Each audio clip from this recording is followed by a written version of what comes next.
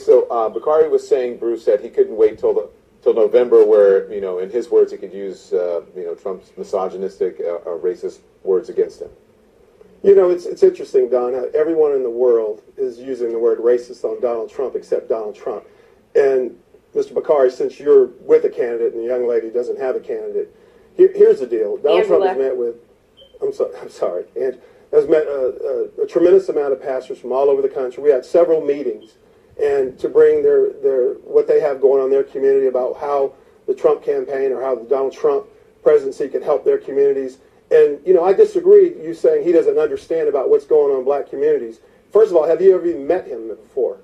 No, you haven't. I have. I know him very well. You take the time to go down to Trump Towers and go out and visit all the people that work for him, African Americans, women, all over the world, all over, and you're going to sit there and tell me that he doesn't understand African Americans? Dude, are you serious? Yes, I'm serious. Let me just chime in real quick. I'm sorry. I'm sorry, Mr. LeVell. I apologize. I don't have in my schedule a visit planned to Trump Towers. Well, then you need to take the time, sir, to get to know the guy, so you know what you're talking about. To meet the many people. You need to know what you're you're talking about. However, I will say that we are a year removed from Tamir Rice, and just today we had another incident in Baltimore, Maryland.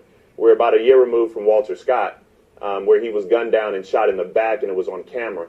I mean, we have these instances of a very specific pain that many African Americans feel, but yet there's one voice that's been absent, and that's been Donald Trump's. And if you want to talk about Donald Trump championing the issues of African American causes, whether or not it's HBCUs or whether or not it's criminal justice reform or whether or not it's living wages, any of these issues that he's been silent, then let's have that discussion.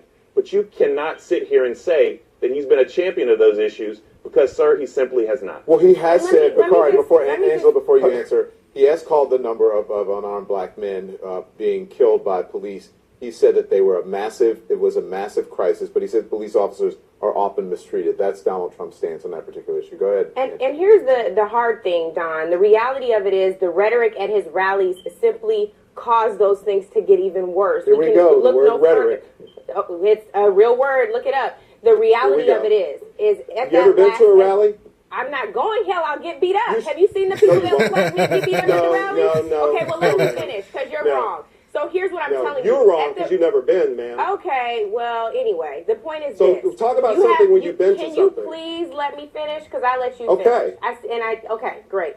So at this rally where this African-American gentleman was not only punched in the face, but then thrown to the ground by the officers, that's because of the type of rhetoric that Donald Trump uses at these rallies. I know it's supposed to be anti-political correctness, but it goes about 2 or 3 steps beyond anti-political correctness. It has everything to do with bigotry and dog whistle politics, the kind that gets people riled up, angry, and act out of control. Furthermore, it's not just about his stance on criminal justice reform. We can look at what he did. You call him a job creator. I'll call him a housing snatcher. In the 70s, his father and Trump were sued because they were writing C's on people's applications. That is the true Donald Trump. The C stands for color. That's what you and I would be, Bruce. So the reality of it is his record is not new. Donald Trump is not new to this. He was the one calling for Barack Obama's birth certificate. He is the one calling for his transfer because he didn't believe it. Right, I'm telling you that this is someone who's not new to bigotry. He's lived it his entire life. Let him respond. History lesson. Hillary Clinton was the first, ma'am. Do your research. That's not true. The first two. He's saying Hillary Clinton was the original birther. She's been asked about that,